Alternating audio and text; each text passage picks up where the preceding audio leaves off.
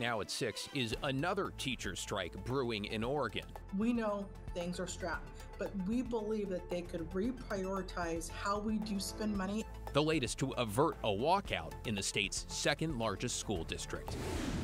Plus, days before the short session, lawmakers lay out their priorities. Housing and homelessness being the #1 issue facing our communities. #2, the addiction crisis. And suiting up for the away team. I think we're going to be really happy to see him. There's going to be a lot of tears shed.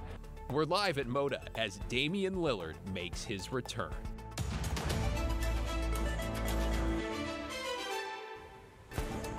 Good evening, everyone. And first at 6, there is new movement tonight to avoid a strike in Oregon's second largest school district, with SalemKaiser making new contract offers to unions that represent both teachers and support staff. Thanks for joining us on this Wednesday. I'm David Molko.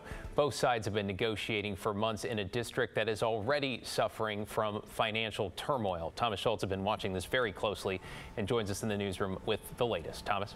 David, all day long, SalemKaiser has been negotiating with its unions, and there's good news. Bargaining is still happening. No one's declared an impasse, which would temporarily end those negotiations. The bad news, the district says it's made the best offer it can afford, and both unions say that's not good enough.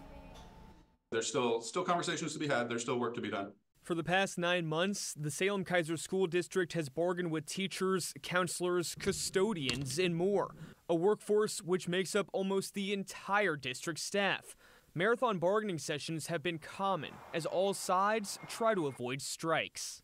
We are continuing to bargain, and I am hopeful that we will reach an agreement. Superintendent Andrea Castaneda says the district's offered proposals bumping costs by $82 million. $37 million would go toward a 2-year teacher contract, raising salaries by 9%. Another $45 million is for support staff, like custodians and instructional assistants. They'd receive a 13.5% salary bump over 3 years.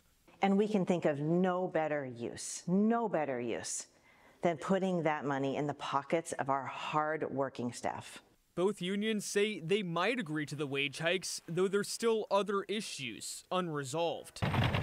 Support staff employees say they're completely overworked. It's an issue because we've got people who are working, some people like 80 hours a week in custodial who are doing that. And teachers want caps on class sizes. We're willing to compromise. We understand the budgetary shortfalls.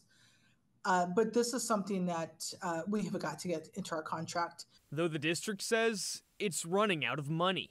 The agreement we reach will still be less than our staff deserve and more than our school system can afford.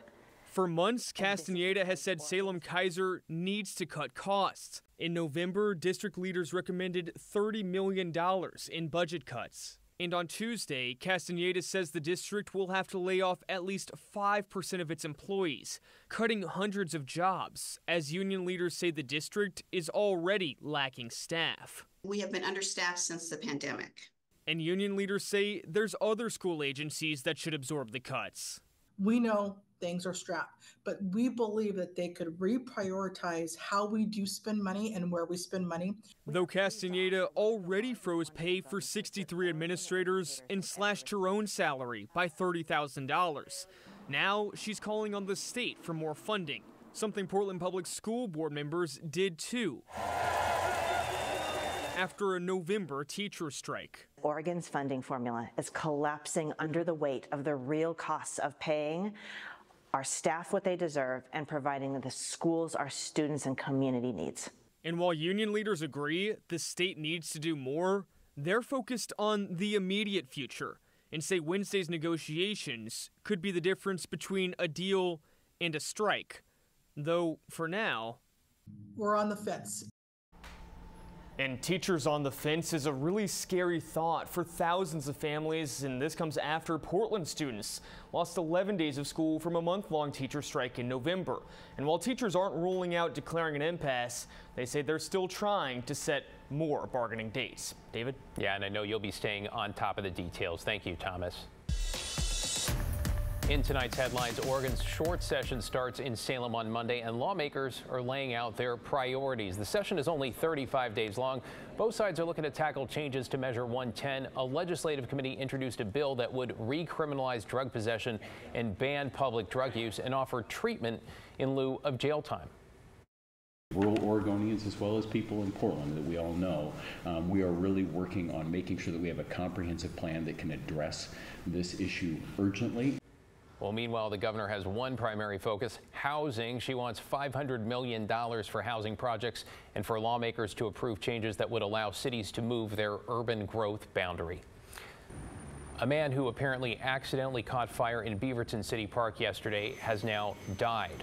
Police say Syed Hosseini Mazalani had an accelerant on his clothing and it ignited when he lit a cigarette. People in the park were able to help smother the flames, but he died at the hospital. He was 29 years old. A woman who pushed a toddler onto MAX train tracks has now been sentenced to 10 years in the Oregon State Hospital. A warning: the video you're about to see is hard to watch, but keep in mind the child here was not seriously hurt. 33-year-old Brianna Workman was found guilty except for insanity for pushing the girl onto the tracks at the Gateway Transit Center back in 2022. Bystanders were able to pull the child to safety. A new proposal could change how the city of Portland evaluates public art, including the monuments that were toppled during the 2020 racial justice protests. Now, Commissioner Dan Ryan wants to create a system to log formal complaints. In 2020, at least 5 monuments were toppled or damaged, including statues of Abraham Lincoln, George Washington, Theodore Roosevelt, and Harvey Scott. Some protesters saying they represented racist ideology. The city's received a number of emails for the last 4 years, hundreds of engagements from Portlanders that have said they want this public process. And, you know, they've been pretty clear that they want some of the monuments to return and they want some of them to be removed. Well, the proposal will have its first reading at City Council later this month. And the Seattle Seahawks reportedly have a new head coach. Multiple outlets, including ESPN, reporting Mike Macdonald will take over next season. Now, Macdonald was the defensive coordinator for the Baltimore Ravens, one of the best defensive units in the NFL this year. He interviewed with 6 other teams, apparently, before accepting the job with the Seahawks. The 36-year-old is now the NFL's youngest head coach. ESPN also reporting that Macdonald signed a 6-year contract. Matt? We wish the Seahawks the best. Okay, we've got ourselves a fairly dry evening. There's still a few showers out there, but look at Newport. There's some sun, or not some sun, but at least some clearing out on the horizon. 52 degrees, and that's the trend. We're about to enter a drier and cooler period here in the Northwest, in spite of the fact that we still have showers around right now. These will be diminishing and decreasing overnight, and we'll have a few around tomorrow, but not as many as we did today. And those clearing breaks that I showed you at the coast, those are going to begin to really edge on in. So let's look at the almanac for the month. We're going to finish just shy of 10 inches of rain, but it's been a really wet month, as you know. Notice the record low of -2 of 1950. That was the coldest period in Portland's history, weather-wise and temperature-wise. So showers will decrease tonight. Friday, yeah, it's Groundhog Day. Shadows will be seen, at least at times. I don't know when they're going to pull Stumptown Phil out of his little hidey hole up at the zoo, but that'll depend on that'll determine whether or not he sees a shadow. And over the weekend, we get sun, David. Looking forward to that, right? Yeah. It is January. Thank you, Matt. All right, developing this evening, a Portland couple hit hard by the storm suffered a 1-2 punch when a burglar broke in and stole from their badly damaged home. Sydney Dorner joins us live outside the house where this happened in Southwest Portland.